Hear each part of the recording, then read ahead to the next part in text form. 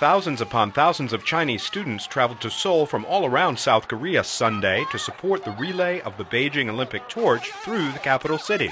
Amidst a sea of Chinese flags and painted faces, the mood was basically that of a party. But this crowd also had some political muscles it was determined to flex. We love our China!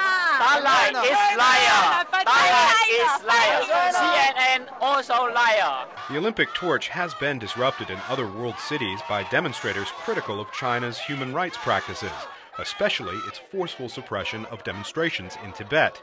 These Chinese students say they were determined not to allow such distractions here. A group of about 50 protesters hoped to draw attention to another human rights issue, Beijing's forced repatriation of North Korean refugees who flee repression and severe food shortages by crossing the Chinese border. Hundreds of South Korean riot police kept the two groups apart, but it did not prevent shouting matches across the street.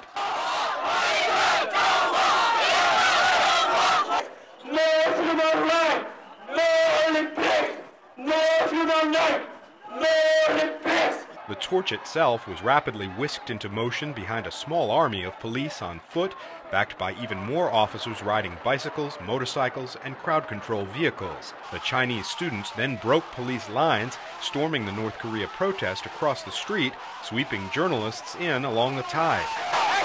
Hurled objects began flying, injuring at least one cameraman.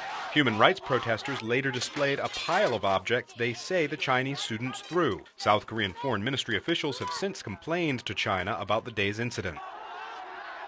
Two attempts to disrupt the torch in Seoul failed. It reached a Seoul city plaza for a celebration awash in symbols of South Korean pop culture and corporate sponsorship. A completely different image of the torch's relay played out Monday in the North Korean capital, Pyongyang.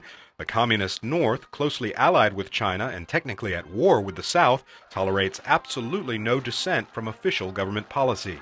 Far from protesting, tens of thousands of North Koreans waved bouquets of flowers named after members of the communist country's ruling Kim family.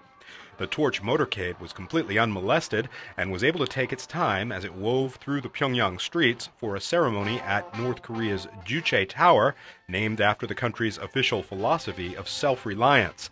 Even before the relay took place, North Korean official media promised the relay would come off in the smoothest possible way. Pyongyang's relay certainly lived up to that promise, giving Beijing officials a rare moment of peace along a very turbulent torch route around the world.